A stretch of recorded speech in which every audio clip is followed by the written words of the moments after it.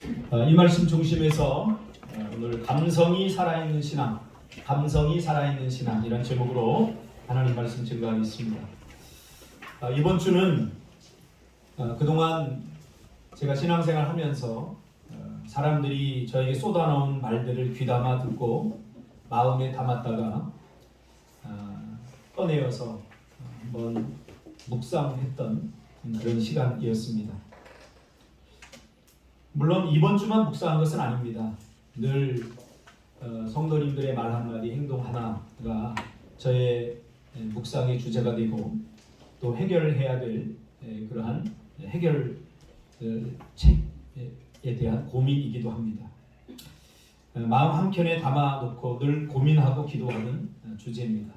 어떤 내용이냐면 왜 많은 그리스도인들이 신앙의 연수가 더해갈수록 신앙이 굳어질까?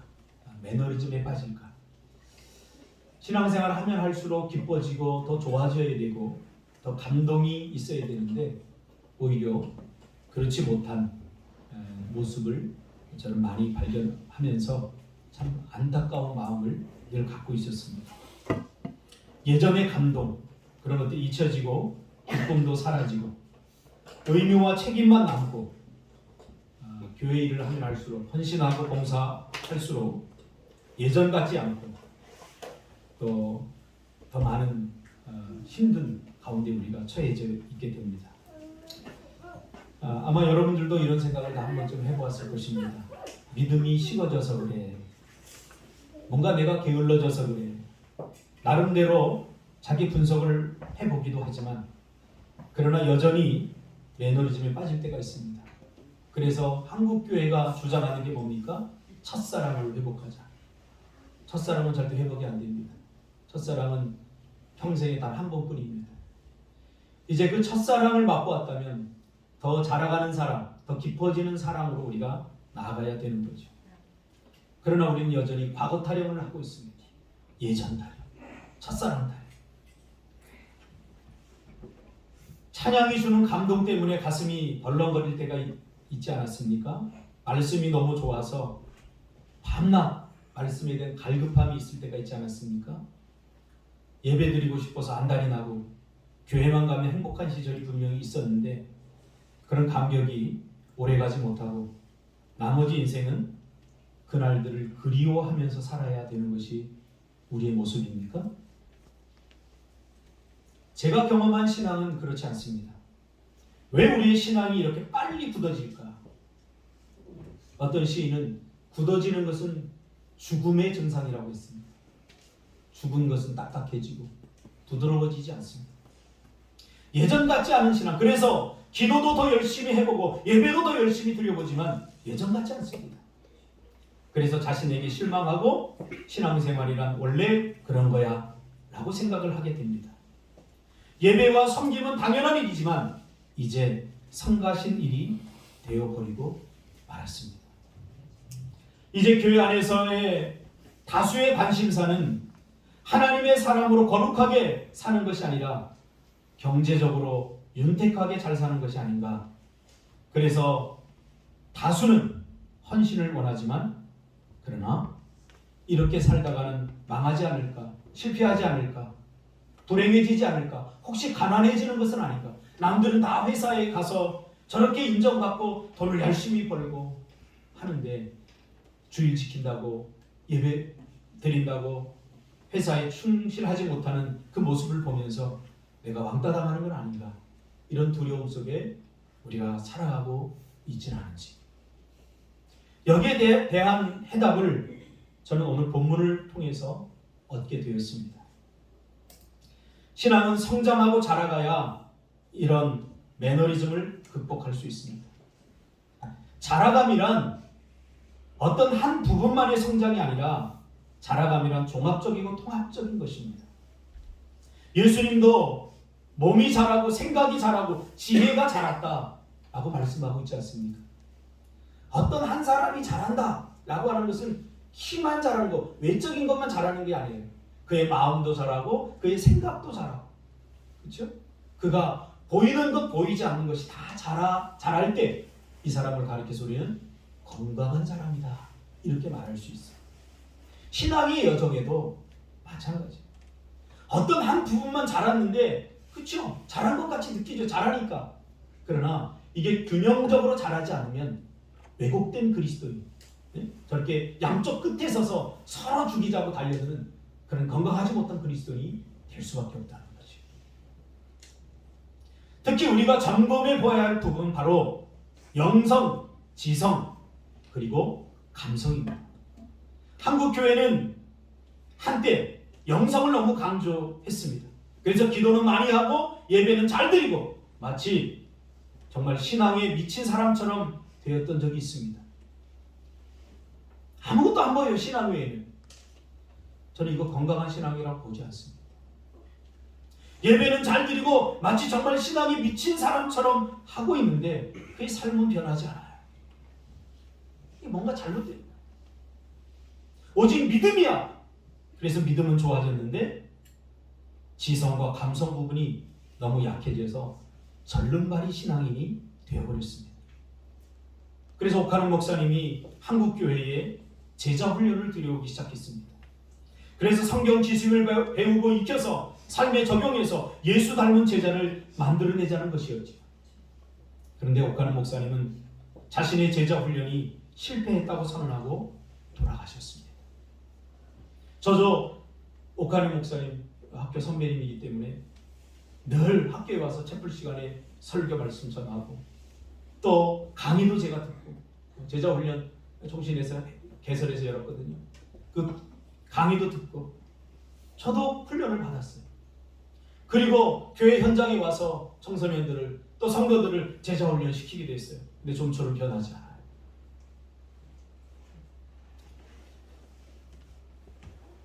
옥하는 목사님은 제자훈련이 실패했다고 선언을 했지만 저는 그렇게 생각하지 않습니다. 단지 한쪽만을 너무 강조하다 보면 불균형 상태가 일어나는 거예요. 한쪽은 좋아졌는데 다른 한쪽이 기울면 기웃덩거리는 신앙. 매너리즘에 빠지는 거예요. 이게. 신앙에서 여러분 가장 중요한 게 뭔지 아십니까? 균형입니다.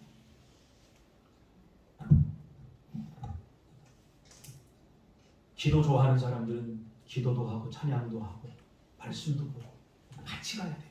같이. 내 성격은 이런, 나는 기도 스타일이야. 나는 말씀 스타일이야. 저렇게 무식하게 떠들면서 기도하는 사람 꼴 보기 싫어.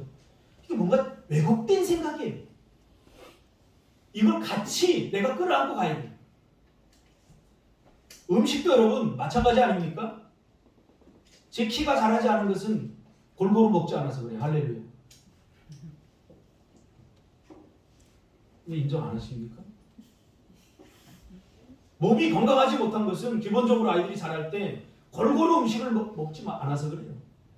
다 골고루 먹어야 영양소가 제대로 분배가 돼서 건강한 아이가 되는 거거든요.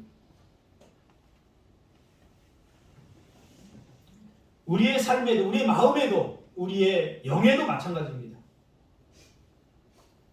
예수님도 사도 바울도 성경을 읽어보세요. 가장 강조한 부분이 뭡니까? 영적 균형입니다. 왜 저렇게 양쪽 끝에 서서 싸우고 있습니까? 서로 잘났다고 하지만 서로 잘못하고 있는 거예요. 품어야 돼요. 수용해. 하나가 좋아지면 다 좋아지는 것처럼 우리가 착각합니다. 기도하면서 얻는 부분도 분명히 있지만 잃는 부분도 있습니다. 제가 이것을 지금 기도하지 말라는 이야기로 알아듣는 사람들은 또 이게 심각한 생각이 병든 사람들. 그래서 기도는 균형을 이루어야 됩니다. 내 삶의 한 부분이 좋아지면 분명 상승 효과를 내가 느끼게 됩니다. 그것이 전부라고 생각해요. 아니에요. 내가 한쪽이 좋아지면 그렇지 못한 쪽도 우리가 뒤집어서 볼 줄 알아요. 요즘 한국 성도들이 가장 절실하게 필요한 것이 바로 저는 정서와 관련된 감성이라고 생각합니다. 신앙은 좋아지고 기독교 복음이 들어온 지 100년이 넘었는데도 믿음이 좋아졌는데 제가 느끼기엔 마치 괴물들처럼 냉랭해졌어요. 따뜻함이 없어요. 자기 유익만 찾아요. 아무도 더 이상 이웃을 위해서 자신을 희생하고 헌신하는 것 같지 않아요. 잘못된 방향으로 가고 있죠. 설교를 하는 목회자로서 저는 이게 뭐가 잘못되어 가고 있다라고 생각을 하는 거예요. 고민을 하는 거예요. 적어도 우리 성도만은 이래서는 안 되겠다고 생각하는 거예요. 저는 목회의 성경에 사람 숫자 많이 모아놓고 이렇게 하는 게 성공이 아니에요. 목회는 성장시키는 거예요. 자라가게 하는 거예요. 성숙하게 단 한 사람이라도 제대로 하나님의 사람으로 만들어가는 그거 전 목회라고 생각해요. 함께 고민해 나가는 거죠. 하나님의 말씀을 이해하고 말씀을 깨닫고 감동하기 위해서는 영성, 지성 그리고 감성이 필요합니다. 저는 오늘 본문을 읽다가 굉장히 큰 충격을 받았어요. 이번 주에. 이 이사야 6장 말씀은 주로 8절 외에는 다른 구절들은 눈에 들어오지도 않아요. 목사님들이 주로 설교하는 말씀이 뭡니까? 8절이에요. 내가 또 주의 목소리를 들으니 주께서 이르시되 내가 누구를 보내며 누가 우리를 위하여 갈까 하시니 그때 내가 이르시되 내가 여기 있나이다. 나를 보내서 사입니다. 맞습니다. 여러분. 하나님이 여러분에게 사명을 주셨습니다. 내가 가야 합니다. 주로 이런 설교를 들었잖아요. 틀린 말은 아니지만 저는 3절을 통과하지 않고는 6절이 불가능하다고 생각했어요. 오늘 3절을 읽다가 제가 충격을 받는데 뭐 때문에 충격을 받았냐면 오늘 본문의 말씀은 이사야가 본 환상이거든요. 근데 여러분 성경에 나오는 환상은 그냥 우리가 생각하는 정신적인 문제, 환상 이렇게 보면 안 돼요. 그것은 꿈이고 비전인 거예요. 여러분 꿈은 계산할 수 없어요. 하나님이 주신 보게 하시는 것들이에요. 지금은 볼 수 없지만 믿음의 눈을 뜨면 보이는 것이고 지금 현재는 볼 수 없지만 미래에 나타나게 될 증거 그것을 하나님께서 보게 하시는 거예요. 그 환상을 본 거예요. 그렇다면 이 환상은 실체인 거죠. 시간적으로 지금은 눈에 보이지 않지만 미래적으로 보이게 될 그거예요.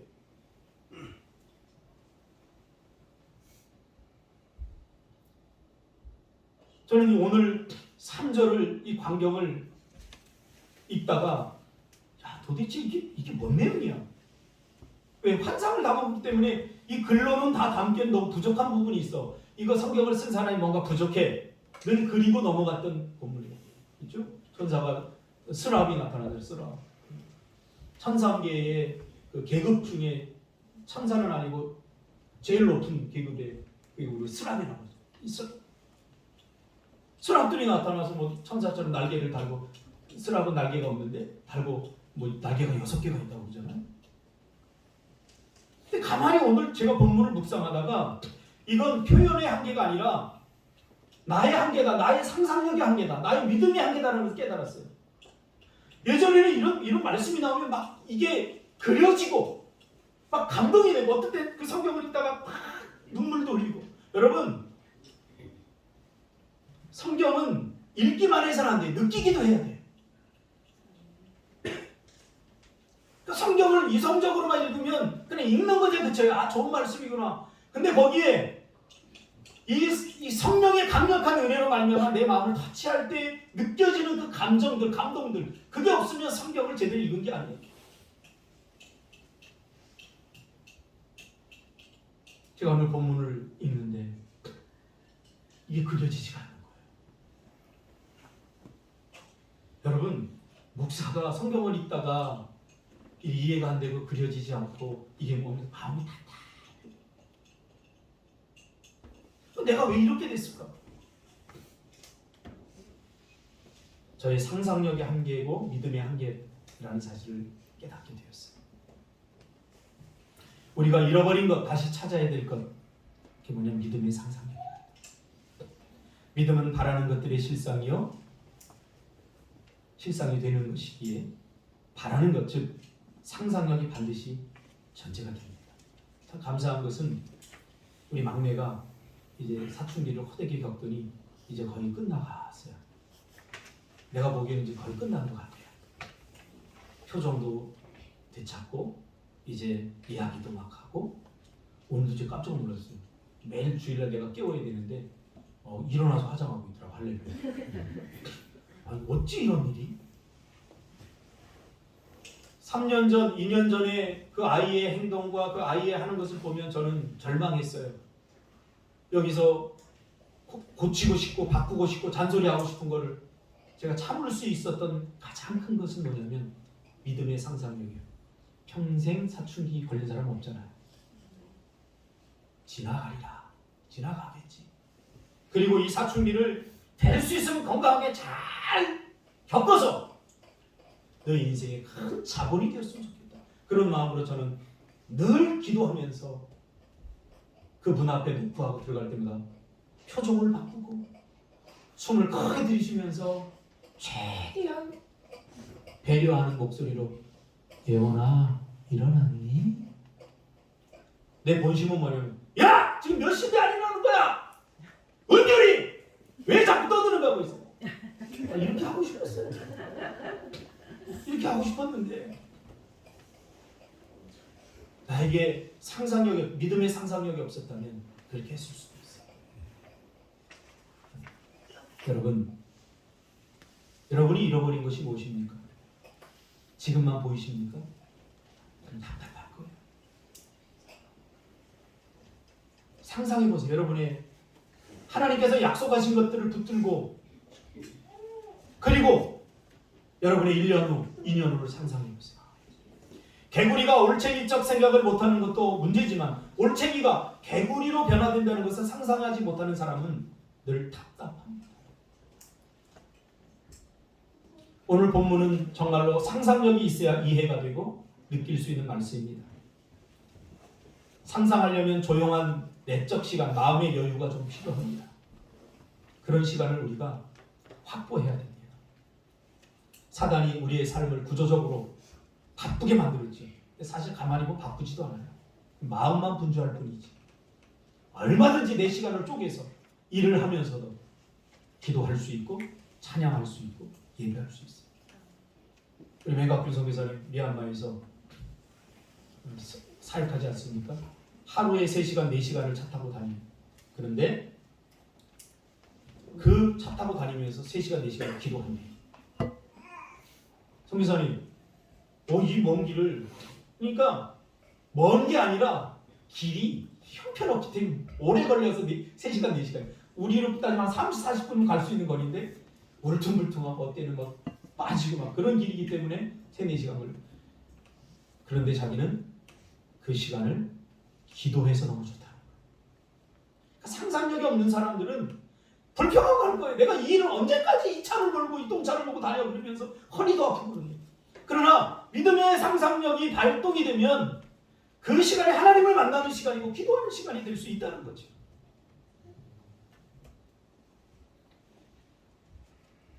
오늘 본문을 읽으면서 제가 충격을 받은 것은 오늘 이 본문의 이 3절 말씀이 얼마나 감동적인 그림인지 몰라요. 라파엘로가 그린 그림으로 표현할 수 없는 너무나 감동적인 오늘 이 본문 말씀인데 이게 그냥 스쳐 지나가더라. 이게 나를 붙들어야 되는데 그래서 거기에 머물러서 이야 하고 하나님 앞에 찬양이라도 한곡해야 되는데 그렇죠. 그렇구나 그러고 넘어간다는 거예요. 이게 저를 힘들게 했어요. 목사는 그러면 안 되거든요. 제 성경책 앞에다 제가 써놓은 게 있어요. 말씀으로 노동하지 말고 말씀으로 쉼을 얻자. 여러분에게 말씀은 은혜일지 모르지만 어떤 목사, 저 같은 목사에게 말씀을 읽는 것은 노동일 수 있어요. 새벽 설교의 거리를 빼야 되고 이것을 이렇게 은혜를 끼쳐야 되고 이러다 보면 정말로 은혜 받지 못할 사람들이 목사일 수 있어요. 여러분은 어쩌다 한 번 와서 설교를 들으니까 야 은혜 된다 그러지만 저는 말씀을 노동으로 생각하지 않고 힘으로 하나님이 주신 힘으로 얻기 위해서 철저한 사투를 벌이면서 말씀입니다. 근데 오늘 본문을 읽고 상상이 잘 안 되니까 안 되는 겁니다. 왜 안 될까? 일주일 내내 고민하면서 깨달은 것이 바로 감성의 문제였어요. 아니 무슨 목사가 이상한 소리 기도 안 해서 그렇다고 그러고 뭐 하나님과 뭐 소통의 문제가 생겨서 그렇다고 그러죠. 감성의 문제라고? 제가 청소년 사역을 하면서 보호관찰소 아이들을 거의 10년 이상을 캠프를 했어요. 저희 단체에서. 거기 애들은 아주 중한 범죄를 중범죄다. 그래서 캠프할 때는 최대 아이들을 불러요. 혹시 나같이 키 작다고 무시하고 퍽 때리면 나도 큰일 나잖아요. 그러니까 뭐 살인 미수, 강간범, 술 취해서 오토바이 훔쳐 타고 사람 죽는 사건, 그런 아이들을 캠프를 하는데 최고 좋은 데 가서 해요. 겨울에는 강원도의 그 통나무 집에 가서 겨울에 눈이 막 내려요. 상상해보세요. 벽난로에 그러면 조화문에 눈 오는 밤을 제가 불러줘요. 우리들 사랑. 너무 좋은데 이 아이들은요.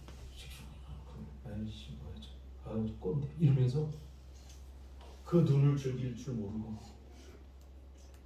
감사할 줄 몰라요. 왜 그럴까요? 정서가 메말라서. 정서가 메말라서.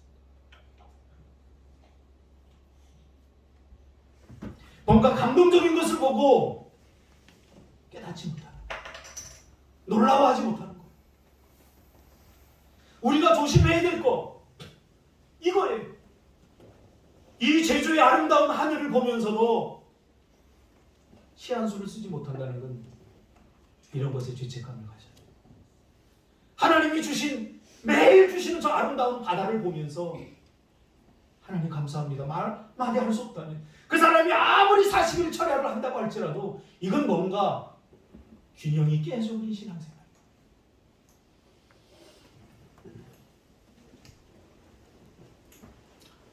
우리 신앙의 여정 속에서도 신앙의 기쁨과 감격, 행복 이런 것들은 바로 감성의 도움이 절대적으로 필요합니다.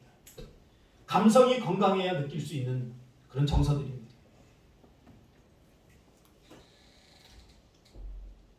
감성이 굳어지면 신앙생활을 오래 할수록 지날수록 부드러워져야 돼요. 부드러워져야 돼요. 그런데 점점 굳어져요. 딱딱해져요. 정죄하기 바쁘고 자기의가 살아서 숨쉬어요. 그러니까 감정이 다 죽는 거예요. 상처가 회복되어야 되는 건 뭐냐면 감정 때문에. 감정을 통해서 마음으로 들어가거든요. 그렇죠? 감정을 통해서 마음으로 들어가는 거예요. 하나님의 말씀도 그렇고 생각도 그렇고 감정을 통해서 마음으로 들어가는데 감정이 상해 있으면 좋은 게 들어갈 리가 없는 거예요.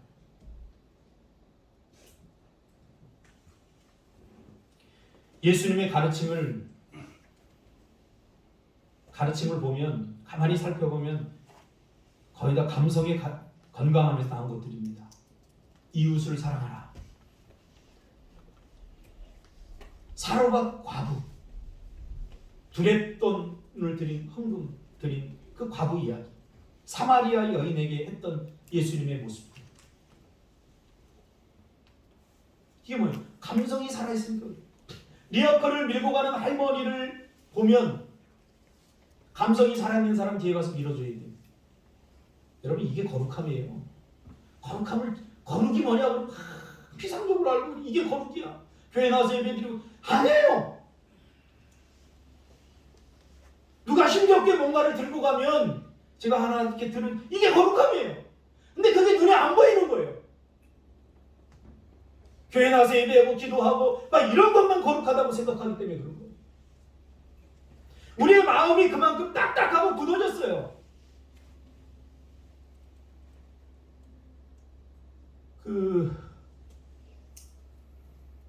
노회를 가면 참 눈뜨고도 못 볼 후배들의 고군분투의 이야기를 들어요.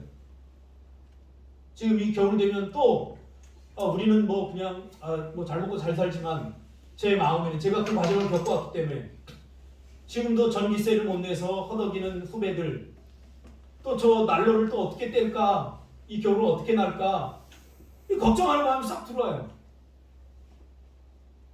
차라리 안 보이고 못 봤으면 좋겠는데 뭔가 각성하면 피곤해져요. 보이면 피곤해져요. 배움의 발견에서도 타라도 그런 얘기를 해요. 모를 때는 괜찮은데 알고 나니까 내가 이렇게 살아서는 안 돼. 내 생각이 아버지의 생각이었는데 내가 느끼는 게 내 느낌으로 아버지의 느낌이었는데 그리고 아버지한테 대드니까 어때요? 아버지가 폭력을 행사하고 예전에 그냥 평화로웠는데 자꾸 자기를 찾는 과정에서 왜라고 질문하고 왜 그렇게 해야 된다고 하니까 피곤해지는 거예요. 맡기고. 근데 우리가 그런 사람들이 보이면 사실 피곤하죠. 내 것을 쪼개 나눠야 되니까. 내 시간을 쪼개 도와줘야 되니까. 근데 성경은 그게 거룩함이라고 말하고 있는 거죠. 누군가 깊은 아픔으로 고통당하면 저 사람이 알아서 하겠지가 아니라 적어도 따뜻한 문자 하나라도 보내는 게 거룩함이라고 말하는 거예요. 이번 주에도 제가 우리 성당 한 사람을 이야기를 하다가 얼마나 마음이 아픈지 그 일이 내일처럼 느껴지는데 내일이죠. 성도의 내일이죠. 목사 일이죠. 어떻게 성도가 아픈데 목사가 발 뻗고 잠을 잘 수 있겠어요? 그건 잘못된 거예요. 그러면 목회를 다 그만둬야 돼요. 저는 목사가 가져야 될 마지막 생각이 그거라고 생각해요. 그러니까 예수님이 이거 똑같은 거예요. 불쌍한 내 이웃을 내 몸과 같이 사랑하라. 이웃을 보면 예수님의 마음이 아픈 거예요. 이게 저 인간들 저렇게 사네? 내가 뭔가 도움을 이게 감성이 살아있기 때문에 그런 거예요. 아무리 머리가 살아있어도 저 사람 도와줘야 되겠지 머리로는 할 수 없는 거예요. 마음을 움직이는 건 감성이에요.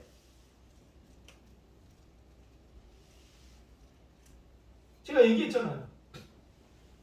장로님이 지금 후배교회에 장로님이 재정을 다 이렇게 보고서 너무 많이 오버하는 것 같다고 쓰지 말라. 아니 넉넉히 주지도 않아요. 그게 너무 많이 아파가지고 내가 해주겠다고 그러고 왔어요. 그래 또 내 삶이 피곤해지는 거예요. 나는 그 돈을 또 어떻게 마련해? 너무 내가 경험한 게 저 후배가 겪는 게 너무 마음이 아파갖고 내가 그냥 도와줄게. 그리고서 내가 왔는데 다 해결이 됐어요. 참 주님 좋으십니다. 먹고 사는 일 경쟁 속에서 살다 보니까 감성적인 사고, 시적 사고를 우리가 포기하고 살아갑니다. 얼음이 녹으면 뭐가 되죠? 김태환 집사님, 얼음이 녹으면 뭐가 돼? 물이 돼. 넌 심각하게 회개. 얼음이 녹으면 봄이 와. 얼음이 녹으면 물이 된다. 이게 정서가 메말라버린 거야. 얼음이 녹으면 봄이 와요. 성경을 보면 하나님을 인식하는 것은 지적인 작용보다는 영적인 작용 그리고 감성의 작용을 통해서 가능하다는 것을 알게 돼요. 그러니까 여러분 성경을 읽지만 말고 성경에서 느끼세요. 그 상황을 상상해보세요. 둘에 떠들이던 과부의 입장에 한번 서보세요. 그럼 오늘날처럼 서로 헌금 많이 내야 복 받는다는 이런 썩어빠진 생각을 버릴 수가 있습니다. 예수님도 눈물을 흘리면서 하나님의 아픔을 아시고 사람들의 고통을 보면서 하나님의 사랑을 느끼게 되고 아는 것 못지않게 느끼는 게 중요합니다. 오늘 본문은 굉장히 감동적이고 찬란한 장면이에요. 왕이 죽던 해에 이사야는 여호와의 보좌를 보았습니다. 하나님이 앉아있는 그 자리를 본 것이죠. 그 옷자락이 성전을 가득 채웠고 그분 주위에 각각 6개의 날개를 가진 수락들이 둘러앉았는데 이거는 상상할 수 없는 기쁨을 줍니다. 그들이 뭐라고 그러죠? 서로 거룩하다 거룩하다 거룩하다 전능하신 여호와께서 거룩하시니 온 땅에 그 영광이 충만하구나. 할렐루야. 아니 권사님만 복 받으세요. 나도 천박한 부흥사가 될 수밖에 없네. 이게 상상해 보세요. 천사들이 거룩하다 거룩하다 서로 하면서 여호와께서 거룩하시니 온 땅에 그 영광이 지금 우리가 살고 있는 이 세상이 지금 하나님의 영으로 충만하잖아요. 근데 우리는 뭐예요? 죽겠잖아요 지금. 하나님의 영광, 충만한 그 은혜의 영광이 보이지 않으니까, 상상이 안 되니까, 현실만 보이니까 답답해 죽겠잖아요.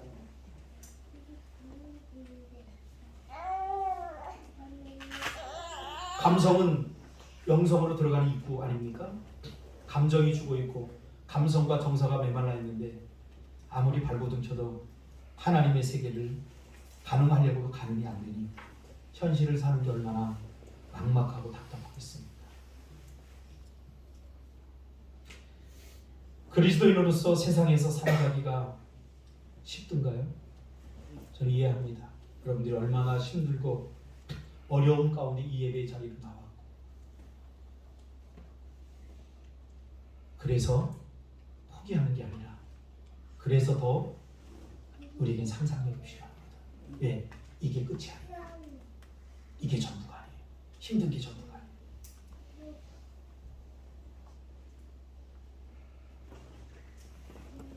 오늘 본문에서 거룩하다. 거룩이 뭔가를 가르쳐주는 말씀이 성경이 레위기예요. 거룩이 뭔가를 알려면 여러분이 레위기를 읽습니다.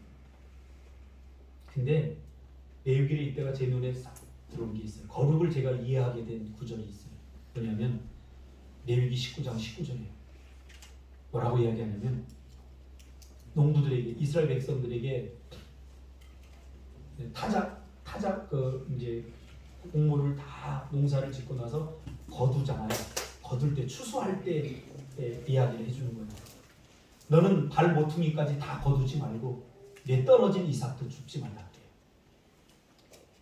그러니까 남겨놓으라는 거예요. 있는 거 싹싹 베고 떨어진 이삭까지 싹 줍지 말고 남겨두라는 거예요. 누구를 위해서? 먹을 것이 없는 자들, 고아와 가부, 넉넉하지 못한 자들을 위해서 흘리라는 거예요. 나누라는 거예요.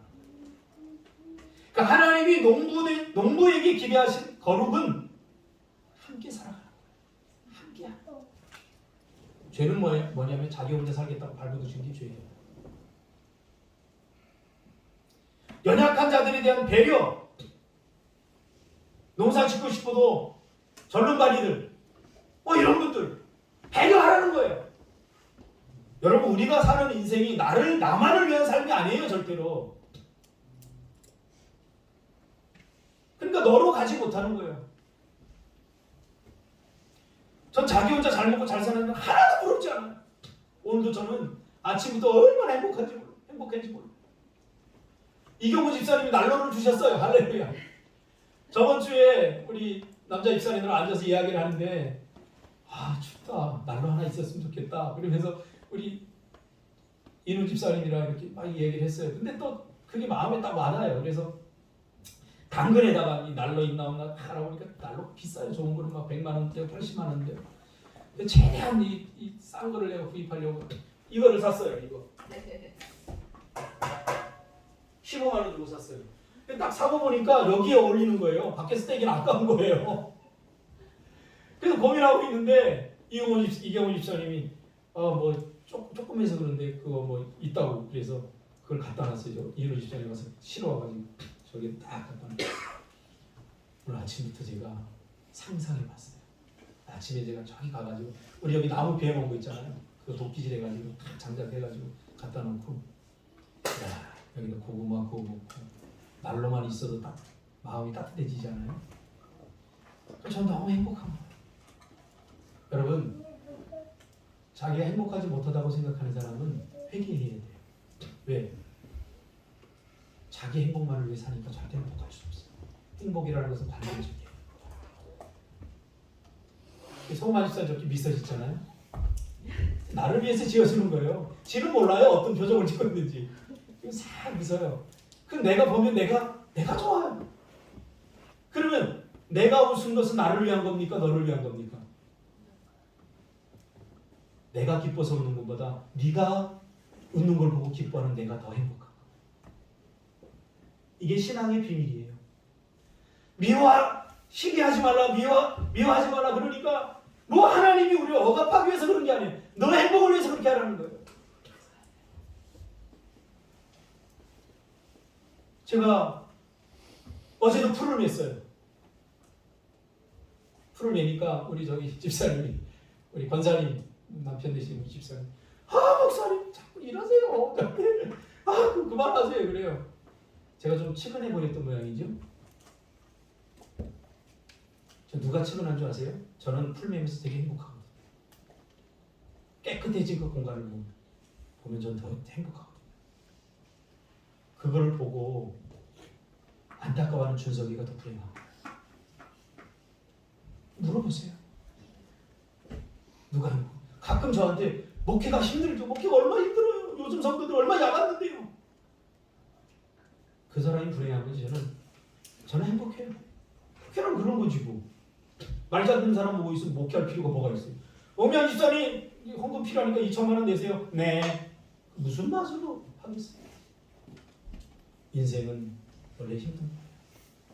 해 아래에 있는 우리 모두는 헤매기 잠깐뿐이에요.